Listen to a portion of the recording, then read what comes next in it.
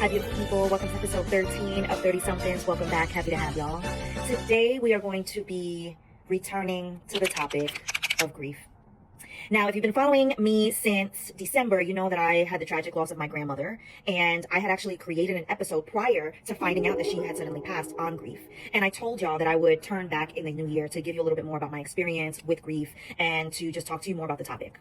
Now, I am probably right now in the bargaining stage, and for those of you who are like, what the fuck are we talking about, Ty? That's exactly what I want to talk to you about in today's episode, is the 5 stages of grief. Before we talk about that, let's make sure everybody's on the same page and using the same definition of grief itself. Go ahead and take a look at that right over here.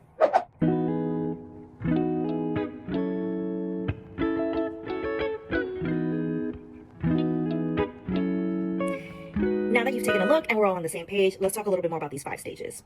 So the 5 stages of grief were actually introduced in the 1960s by a psychiatrist by the name of Elizabeth Kubler-Ross. You might be familiar with her on some of her really famous texts, which are on death and dying and on grief and grieving, which are right here. So initially, the 5 stages of grief came from her work with terminally ill patients that were grieving their own lives and going through the process of understanding that their death was coming because of their illnesses. And later on, with more work, she realized that this could also apply to someone who was grieving something external from them, not necessarily their own lives. Those 5 stages are not meant to be in line or in a circle. They're very much like this and like this and like this. At least that's how I feel in this life right now.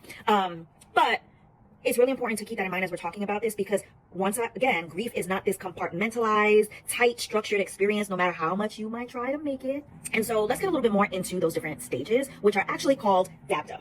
What's DABDA? Go ahead and check it out right over here. Let's talk about stage 1, denial. Denial is that moment where you are in shock. You can't believe it.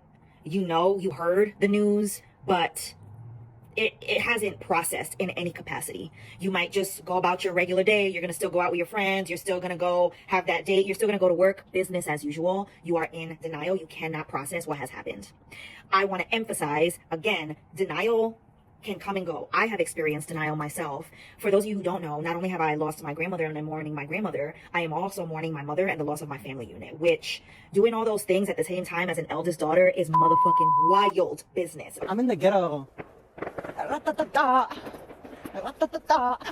And has caused me to have moments of denial here and there. Like, I cannot believe that I am not going to my grandmother's home for her birthday that's coming up. I cannot believe that I can't just call my mom on the phone and have a regular mom-daughter conversation with her. I'm still very much experiencing denial here and there and can't necessarily process it. So that's step 1, denial. Step 2 is